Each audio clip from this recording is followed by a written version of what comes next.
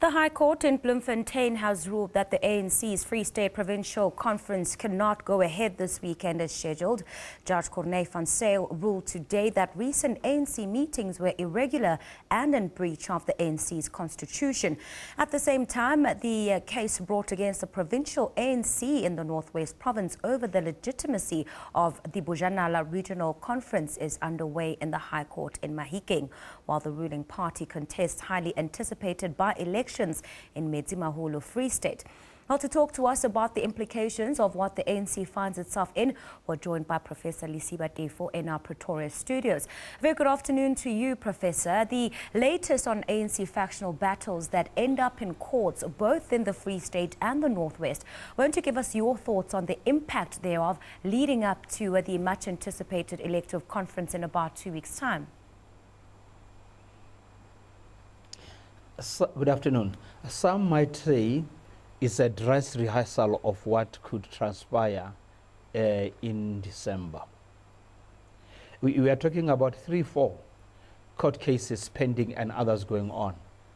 But given that there are still other meetings to be held as over the weekend, my sense tells me it is possible that will have many more other disgruntled, dissatisfied, unhappy people going to court. And this, I suspect, is going to impact and might repeat itself at the conference.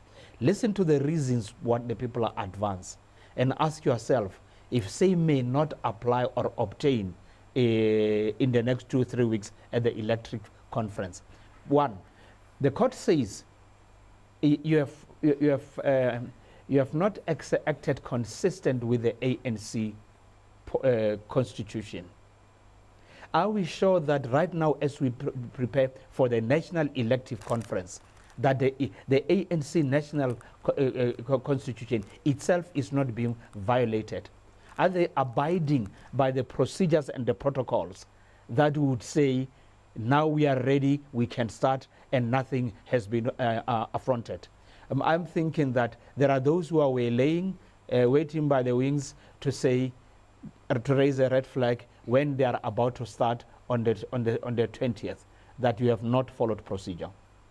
Professor, you say that at the moment we're looking at a dress rehearsal for what could potentially be at the conference or even after the conference, and that includes the running in and out of the courts. But what does this mean for the so-called unity that we've heard over and over again that will see the ANC become a united front at this conference?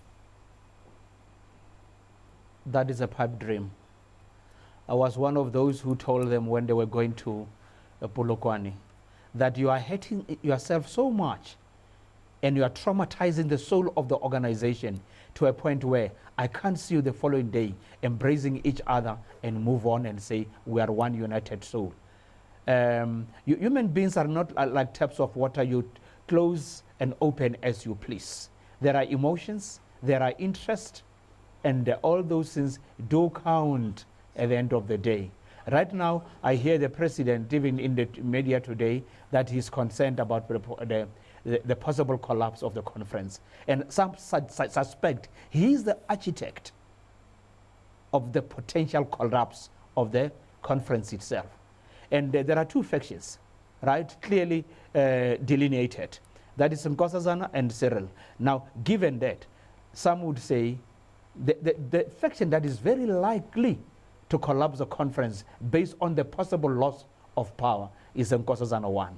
And if that is a scenario, some would say perhaps the president is preparing us psychologically that when it fails, then he would say, I tried my best with a sense that it could collapse, but I couldn't bring folks to an understanding that unity is paramount.